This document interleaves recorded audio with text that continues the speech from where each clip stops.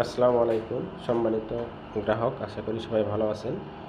আজকে আমি আপনাদের দেখাবো কিভাবে বিকাশ, রকেট, নগদ সেন্ড মানি করে ব্যালেন্স অ্যাড করবেন। প্রথমে অ্যাপস লগ ইন করলে যেরকম দেখতে পাবেন, এটা হচ্ছে মেন ব্যালেন্স। এখানে ক্লিক করলে আপনার ব্যালেন্স দেখতে পাবেন। এটা হচ্ছে মেন ব্যালেন্স থেকে আপনি এই রিচার্জ করতে পারবেন, রেগুলার প্যাক কিনতে পারবেন, অ্যাকাউন্ট করতে পারবেন। এরপরে যেটা হচ্ছে ব্যাংক ব্যালেন্স, এটা হচ্ছে আপনার বিভিন্ন বিল দিতে পারবেন, যেটা হচ্ছে পল্লী বিদ্যুৎ বিল, ডিপিডিসি বিল, এগুলো দিতে পারবেন।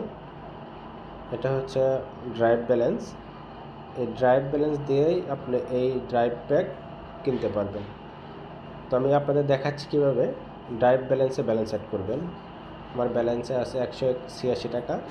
প্রথমে আপনাদের এখানে অ্যাড ব্যালেন্সে ক্লিক করতে হবে।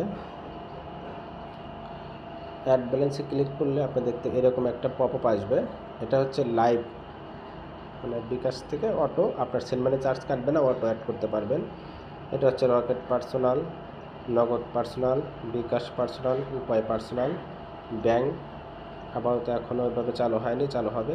আমি আপনাদের দেখাচ্ছি কীভাবে রকেট থেকে টাকা অ্যাড করবেন। তো রকেটে ক্লিক করতে হবে।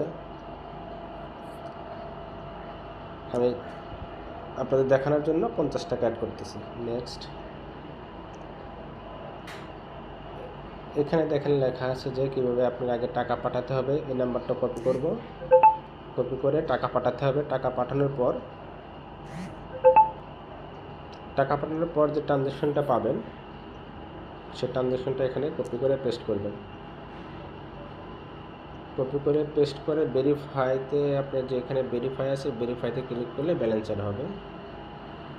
দেখেন আমার ব্যালেন্সটা অ্যাড হয়ে গেছে। আমি এখন যদি ব্যালেন্স চেক করি, তো এখন দেখেন আমার ব্যালেন্স 236 টাকা। এটা শুধু গেল রকেটে। ঠিক এইভাবেই আপনার রকেট, বিকাশ, নগদ সবগুলোতে করতে পারবেন। এখন আমি আপনাদের দেখাবো নগদ পার্সোনালে কীভাবে অ্যাড করতে পারবেন। তো আমি এটাতে 100 টাকা অ্যাড করব। নেক্সট। আমি ভিডিওটা পজ করছি, এই নাম্বারে আমি টাকাটা পাঠাবো। এটা ক্লিক করে টাকাটা পাঠিয়ে আমি ট্রানজ্যাকশনটা নিয়ে আসি। নগদের ট্রানজ্যাকশনটা আমি নিয়ে আসলাম এখানে। নিয়ে এসে আবার সেই আগের মতো এখানে ভেরিফাইতে ক্লিক করলেই ব্যালেন্স হবে। দেখেন এখানে আপনি দেখতে পাচ্ছেন ব্যালেন্স হয়ে গেছে। আমি যদি আমার ব্যালেন্স চেক করি, এখানে ব্যালেন্স দেখাবে।